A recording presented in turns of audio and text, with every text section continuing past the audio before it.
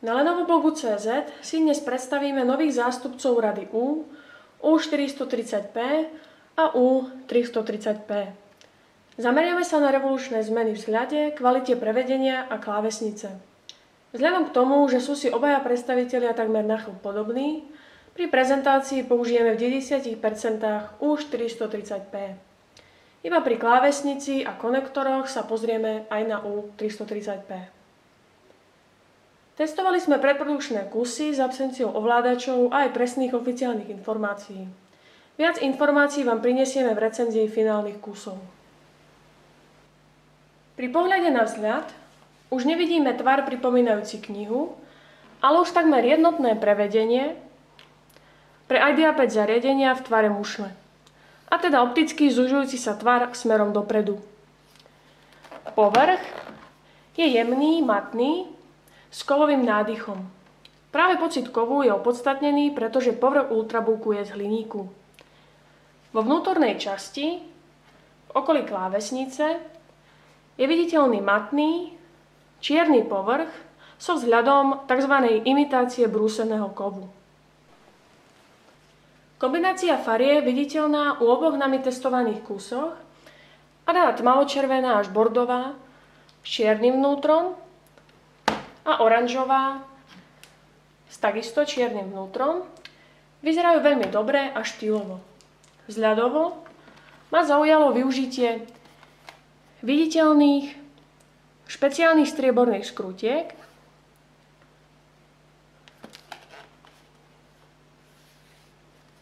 ktoré sa hodia k celkovému novému vzhľadu ultrabookov rady U, najmä pri týchto kombináciách farieb a hliníkového povrchu. Výrazný pokrok je v oblasti pevnosti. Pri vysokom tlaku sa veko ani opierka zápestia takmer nepohnú. U klávesnice je viditeľný minimálny prehyb, ktorý je oproti predchádzajúcim zástupcom výrazne nižší. Za normálnych okolností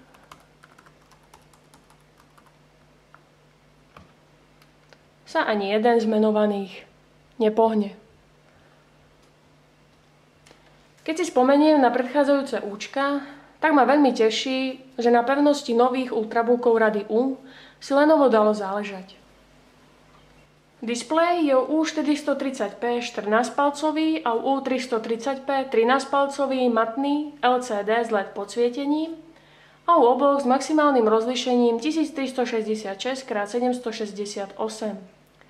Kvalita je priemerná s kladným podaním farieb, pričom horizontálne pozorovacie uhly sú na pomerne dobrej úrovni.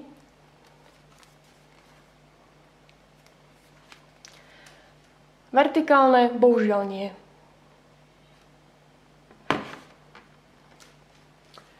Určite by som ocenila použitie lepších displejov, kľudne aj TN, no na úrovni X1 Carbon a u U430P vyššie rozlíšenie. V ráme, ktorý je matný, neuvidíme žiadne gumové pruhy. Jediný gumový pruh prechádza okolo celého displeja, pričom zaisťuje jeho pohodlné a presné prilnutie k základni. Nad displejom je umiestnená webkamera s indikačnou diodou a 2 mikrofónami po stranách. Kvalita kamery je priemerná, nahrávané slovo bolo čisté, bez akéhokoľvek šumu. Reproduktory sú umiestnené po krajoch spodnej časti a napriek absencii ovládačov bol zvuk veľmi čistý, dokonca aj basy sa mu podarilo pomerne úspešne zachytávať. Hlasitosť bola na maxime primeraná. V kvalite klávesnice nových zástupcov rady U je viditeľná skoková zmena oproti klávesniciam v predchádzajúcich zástupcoch. Ako som už spomínala, je omnoho pevnejšia, neprehýba sa a píše sa na nej veľmi príjemne a pohodlne. Stále ide o 6-radovú čiklet klávesnicu s ergonomicky tvarovanými klávesmi bez samostatného numerického bloku. Hĺbka kláves je nízka, pričom veľkosť kláves a vzdialenosť medzi nimi je dostatočná s takmer nulovou pravdepodobnosťou preklepov. Čo sa týka hlučnosti, zaradila by som ju k tichým. Ide o naozaj veľmi kvalitnú klávesnicu, ktorá zaistí vaše pohodlie pri písaní. K dispozícii je možnosť podsvietenia, ktoré je rovnomerné a spríjemní vám písanie za zhoršenej viditeľnosti a tmy. Popisy sú v oboch klávesniciach U430p aj U330p prispôsobené pre Windows 8. Touchpad je klasický v prevedení clickpad s plochou dostatočne veľkou pre pohodlnú prácu. Povrch je matný, jemný, v okolí je strieborný rám, ktorý krásne doplňa dizajn celého Ultrabooku. Pracuje sa s ním pohodlne, povrch je príjemný na dotyk, pričom na dotyky reaguje pohotovo na celej svojej ploche.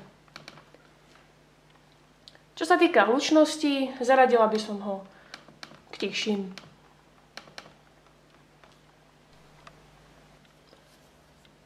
Čo sa týka konektorov, na pravej strane nájdeme nový napájací konektor, USB 2.0 stále napájané, USB 2.0, čítačku kariet a indikačné diódy. Dôvodom netradičného umiestnenia indikačných diód, stavu Ultrabooku a batérie je zrejme tenkosť prednej strany Ultrabookov, kde sa diódy už jednoducho nevošli. Či je to šťastné riešenie, posúďte každý sám. Na ľavej strane